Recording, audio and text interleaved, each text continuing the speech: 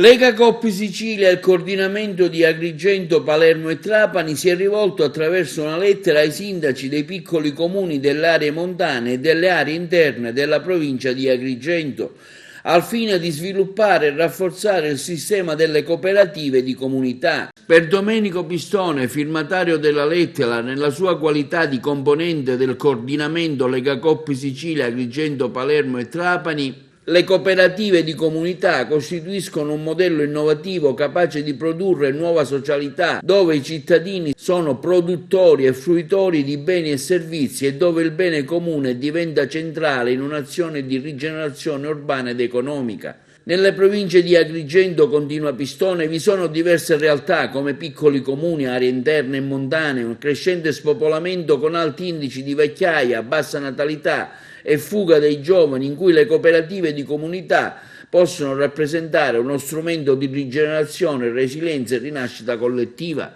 Spesso questi microterritori possiedono grandi potenzialità sul piano delle risorse, in molti casi non utilizzati al meglio, come quelle ambientali, paesaggistiche, storiche, culturali e architettoniche. In questi territori, continua Pistone, la nascita delle cooperative di comunità è finalizzata ad arrestare l'impoverimento socio-economico e riuscire a promuovere la comunità stessa. In questo senso le cooperative di comunità vanno viste come straordinarie esperienze che legano le tematiche e i valori della cittadinanza attiva, della sussidiarietà, della gestione dei beni comuni e la solidarietà. Lega Coop vuole promuovere soprattutto gli attori presenti sul territorio e, partendo dalle amministrazioni locali, una riflessione comune in grado di attivare processi di innovazione e rinascita. Lega delle cooperative, mutue, insieme ad ANCI, Confcooperative, nell'ambito del progetto Sibater, ha lavorato al nuovo Vademecum che analizza il ruolo dello strumento delle cooperative